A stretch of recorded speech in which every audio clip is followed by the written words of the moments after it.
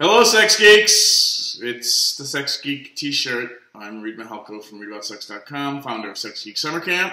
I'm Kathy Bertoli from theintimacydojo.com. Also employed by a secret corporation that we cannot name. Yes. Somewhere in San Jose. Not far from here, as a matter of fact. Maybe named after some sort of non-animal product that's on the food pyramid. Broccoli. Could be named after a vegetable. Perhaps something else. Today, as you see, we have the Sex Geek Summer Camp t-shirt on, which means we're recording a video about business. And this one might actually not go on YouTube. This one might go into Sex Geek School for Gifted Sex Geeks, because this might be a longer conversation than 5 minutes. Mm-hmm. So this becomes a training video. And it's actually, this is a more advanced, it's a black belt move. Black belt move? Yeah, it's like something you consider when you've got the basics in place. Oh. Okay. I mean, I didn't worry about it for a while, so. What are we talking about? They don't even know what we're talking about. They're just listening still because they believe in us. No, they've probably already left. They've already left. If you're still here, why? No. We're going to talk. We're talking about what format, what entity you want to create your business as. Mm-hmm. Whether you want to be an LLC, a sole proprietor, an S corp, or a new entity that we're quite excited about, an LLC with an S corp writer. Yeah. Yep. So we're actually letting you behind the scenes because Reed is trying to decide. I'm following. Kathy's already decided. Yes, I'm just. And she's waiting patiently for me because she can get a better deal if she registers both of us at the same time. Yes. Because Kathy is shrewd. Well. And smart. Yes. And you should listen to Kathy because Kathy has good advice. Sometimes. And we're going to preface this by saying, do not take just our advice. Mm-hmm. Go talk to somebody who is a business professional, a tax attorney. We are not attorneys, tax or otherwise. And find out, ask around to some of your businessy-minded friends, or perhaps somebody who's really good at business in another field, and ask them their opinion. Have a conversation about what we're going to talk about today, which is, do you stay a sole proprietorship? Do you incorporate? Do you become an S corp? Do you become an LLC? What do you do with your business? And realize each state has different rules, mm-hmm. and where you incorporate and how you incorporate will change. So we're going to give you the advice or our suggestions and information based on what we've researched. I've lived in Texas. I've incorporated in Delaware and in Texas, and I'm now in California, and I've researched it. Have you ever lived in Delaware? No. Then why would you incorporate in Delaware, Kathy? For tax purposes. Really? Tell us about this. There's a couple states, Nevada and Delaware especially, they're known as good tax havens, basically. And they purposely set this up. But you have to hire someone to manage this, to be a receivership there. Some part of your business has to be there, even if it's a P.O. box. What's a receivership? Someone to receive the documents and any mail that might come to you. Like an aunt or an uncle? It can be. They actually have services that will do this for you in those states. Now, do not pick an X. No, because they might be throwing it away. Hmm. In some states like California, it makes no difference to do that because they don't care if you earned it in another state. They want you to. If you're living there, you need to pay it. Anyone who incorporates in California, no one comes to California to incorporate. California is not a tax haven at all by any standards, and depending on the advice you get.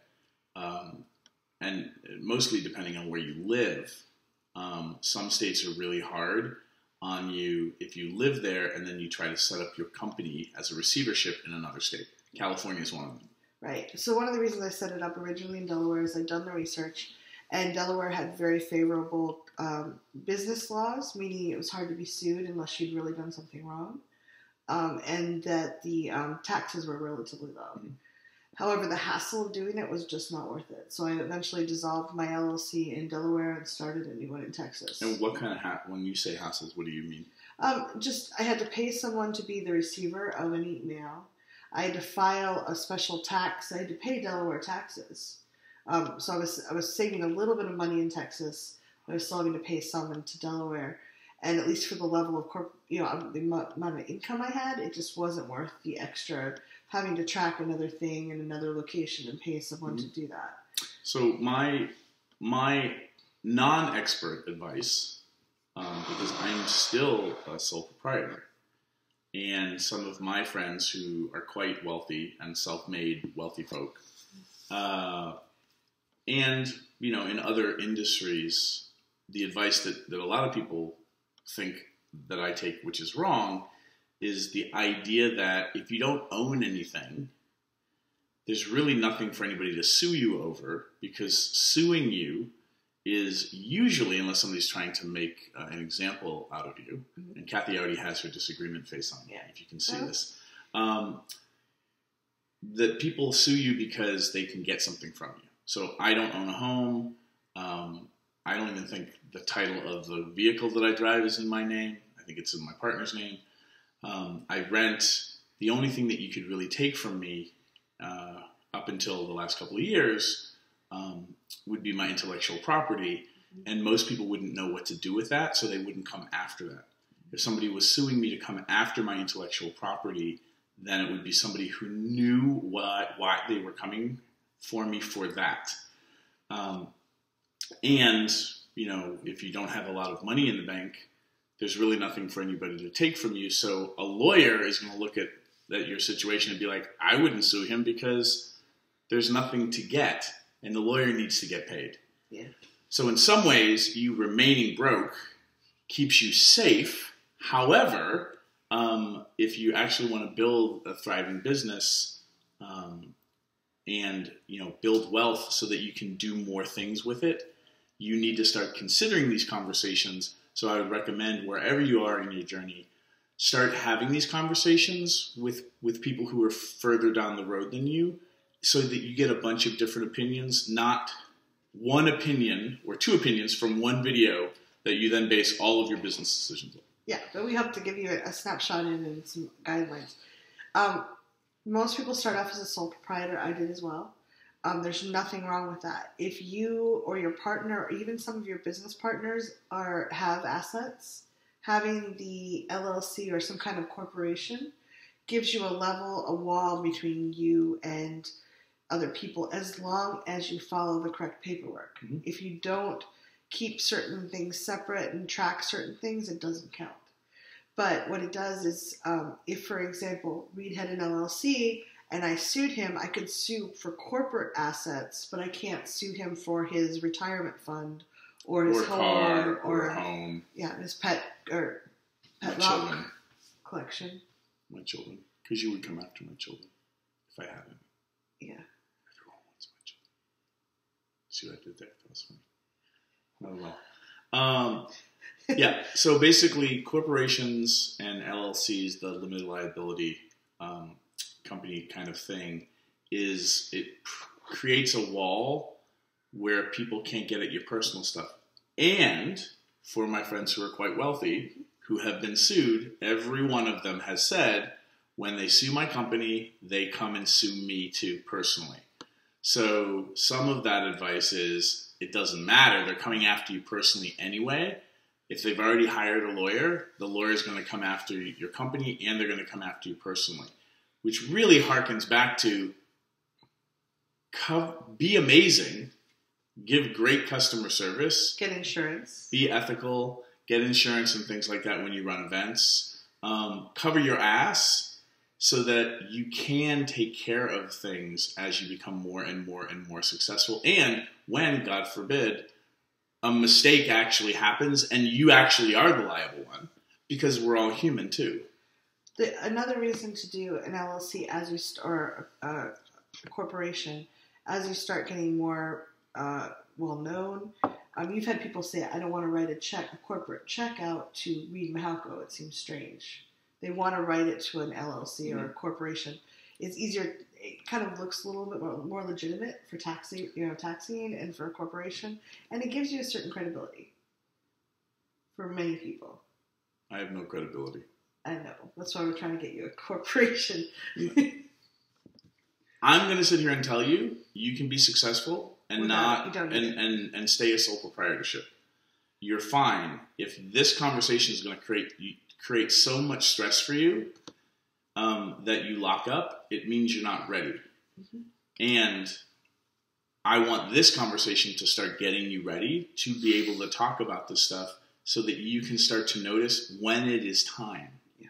If you are starting to generate a lot of revenue, if you're starting to hire people, even if they're just individual contractors and virtual assistants and things like that, you might want to start considering LLCing, or what we're going to recommend, which is an LLC with an S-Corp writer, because once you get over the hump of taking care of the paperwork, and we all need to get better at doing paperwork and not feeling paralyzed around taxes and government forms and things like that, you getting over those things is like how you coach other people to get over the weirdness and the anxiety of talking about their wants, needs, and desires. If you really want to be a successful business person and then be able to have conversations with other successful business people who will then bring you into their companies to teach or have you on their stages for their live events, start practicing getting savvy and comfortable talking about this stuff, even if you're still uncomfortable about it. And I still get uncomfortable about it. You're not going to be the first person who's ever registered themselves as an LLC with an S-Corp writer who was anxious and nervous while doing it. It's okay. And we need to put on our grown-up pajamas at some point and start putting into motion the things that we need to have together so that we can be successful. So in terms of forming an LLC, it's actually pretty simple. It takes about 30 minutes. You can do it online. I recommend as a first baseline pass, do it in the state you're in. California, for instance, there's no advantage to do it anywhere else. It's just a lot of extra hassle. And it's like $600 or $800 every year. You have to pay California. California requires minimum tax for an LLC or an S-Corp is $800. I believe you have to pay right at the time when you file. Mm-hmm. For an LLC. For an S-Corp, you have like 3 months to pay. I'm just going to say, if you don't have enough revenue coming in to justify that, to do that, like to write the check, then you're probably not ready and you shouldn't worry about it, but still have these conversations so you get comfortable with it. In terms of the paperwork, you can actually get forms online, and all it is once a quarter you fill out a sheet indicating where you are and like that you're actually focusing on a business. So it's not a hobby that you're just using for a tax write-off, basically. It doesn't take a lot of time. You do need to have those gathered together if they ever audit you, because if you're ever sued, because that's one of the parts of the wall. If you don't have those, they're like you're just using this as a way to try to hide from people. Mm-hmm. Other reasons you might want to start considering LLC, and what we're going to advise, which is LLC with an S-Corp writer, is you can then start paying yourself a salary, in ways where you don't get taxed on all the income that comes in a given year as you do as a sole proprietor. So for me as a sole proprietor, if I make, $200,000 this year, then net, then I'm getting, like, that all gets reported unless I'm, dealing in a lot of cash and trying to hide that, which becomes problematic when and if you get audited. Yeah. I'm not going to say anything more about that. What I am going to say is going into an LLC with an S-Corp writer, you can then pay income tax on what you get paid as an income, and then bring in tax professionals to advise you on what to do with the other revenue that's coming in ways that are smart for you tax-wise. And the retirement, or the putting money away for retirement, starts getting sweet when you have the S-Corp writer. Even with the LLC, there's certain tax retirement systems that are become available at higher amounts than if you're a sole proprietor. But for the S-Corp writer, you can put away up to $250,000 a year in a 401k, which may not seem like, if you're struggling right now or just getting started, that may be like, what? Why are you telling me that? But say you have this big boom, like 1 year, like 1 month, all of a sudden you break. You have a launch because you watched SG3 or you came to camp. The launch all of a sudden, makes you $300,000. After you send a thank you check to me and Kathy for helping you be so prosperous with the extra money. So I you thought could. that was funny. You didn't laugh at all. Well, you didn't. We have to make keep me this see it. light for them because they're. I know, it's scary stuff. It's scary stuff. And I want to just congratulate you for being this far in, because it is, the first time I looked at it, it was like deer in the headlight, and I would like look at it a little bit and come back and keep circling. But you would normally pay taxes on, say, that $300,000 net. You would have to pay taxes on all $300,000. And if you had a 401k, you could just, as a sole proprietor, you can only put up to, is it $4,500 in? I know as a corporate employee, I can put in $18,000 But that's next year. But that's because you're a corporate employee. Yeah. But so I think for it's those lower. of us who don't, I don't so know. if you're a sex educator and you have a corporate job, then you could take $18,000 in Kathy's Next year, situation and put in $18,000 into your 401k. But like if you're me, I don't work for a corporation. I make $300,000. I can only It's a very small the amount. it's like $4,500 or something like that, right?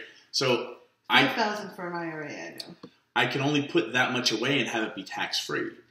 Whereas if I'm an S corp or corporation, then all of a sudden I could take the majority of that money and throw it into retirement. I can't touch it without major penalties until I'm much older. But it's tax free. But you have one huge win, and then you can leapfrog forward in your retirement planning and avoid, in an ethical way, paying taxes on those things. Mm-hmm.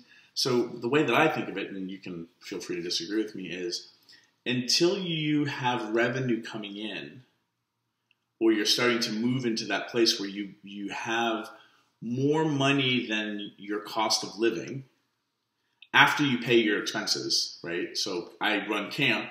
Camp is an expensive event to run.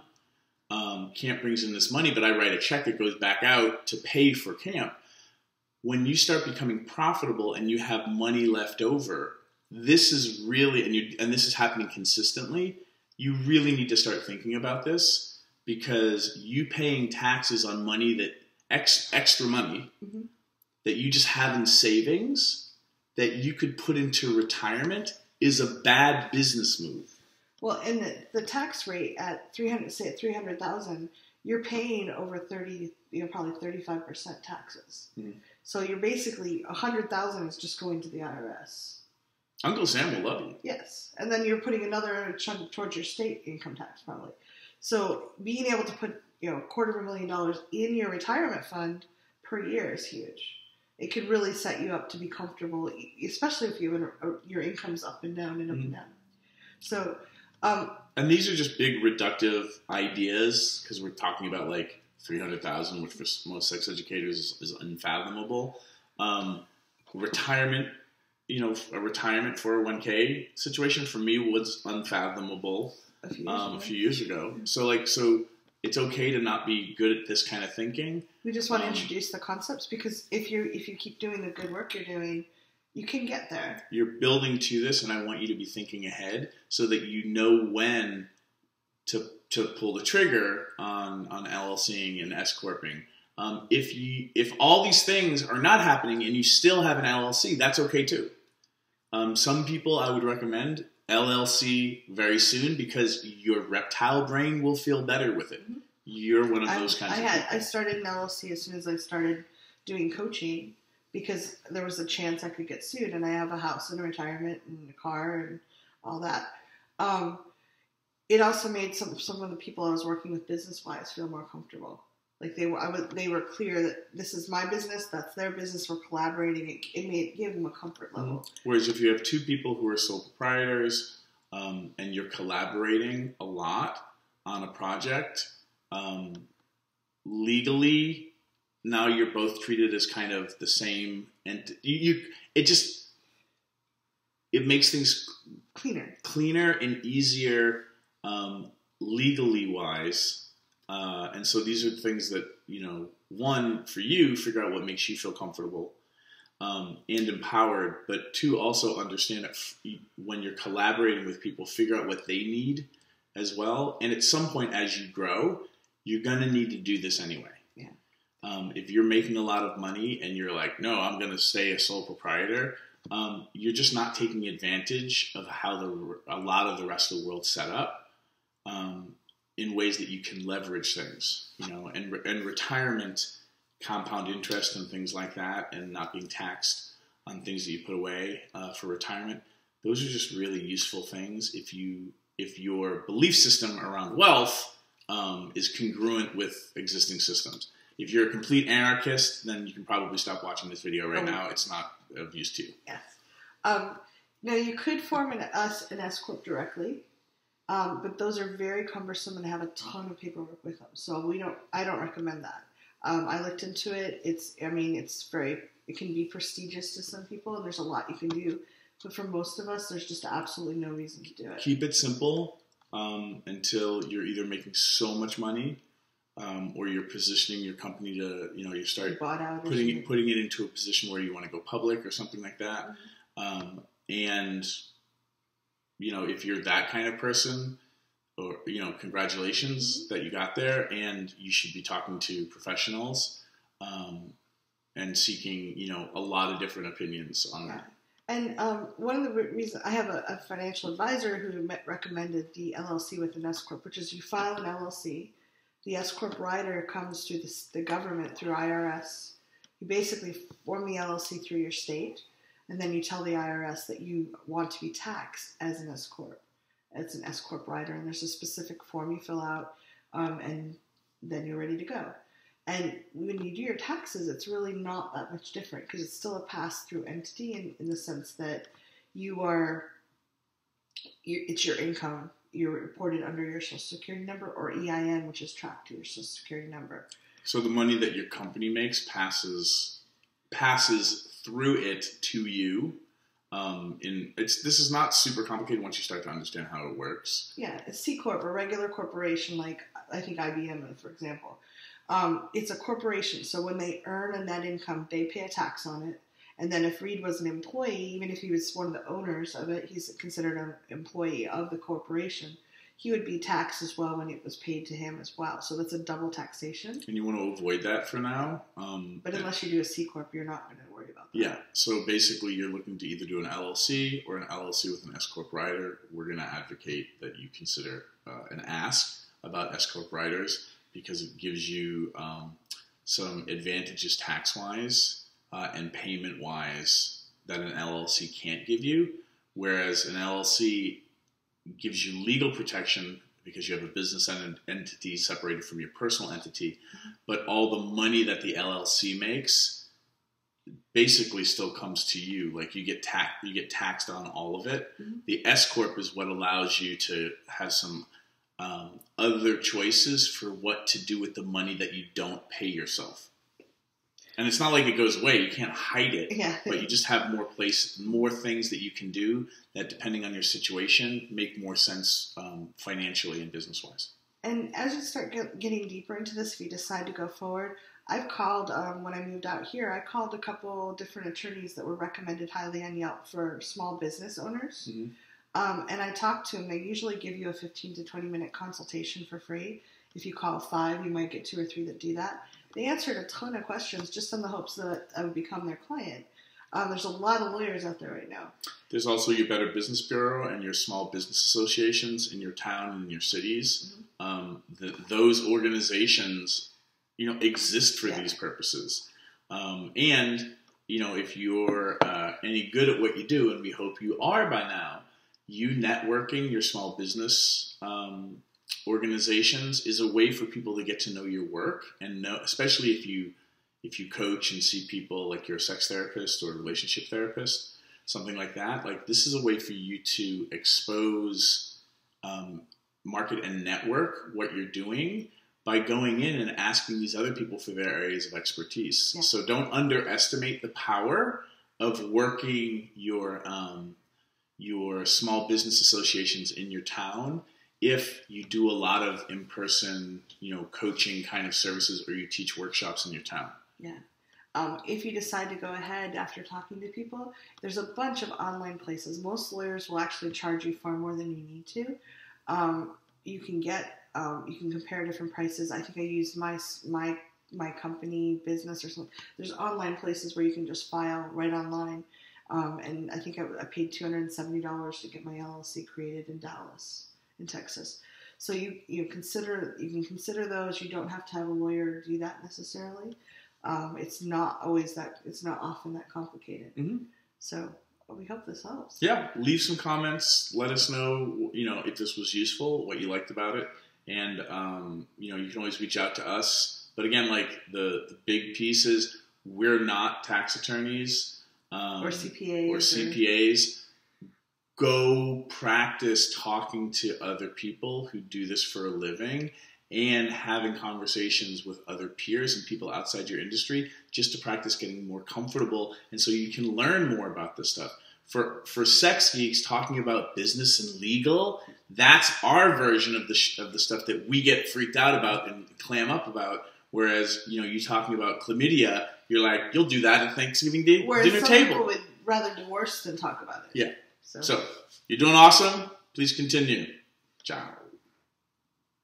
I hope this business geekery was useful for you. If you'd like to continue with the brain sex, click on subscribe up here. If you want to follow me on social media, right here, ladies and gentlemen, next video below. And if you'd like your very own Sex Geek Summer Camp t-shirt, then just click right here, right now.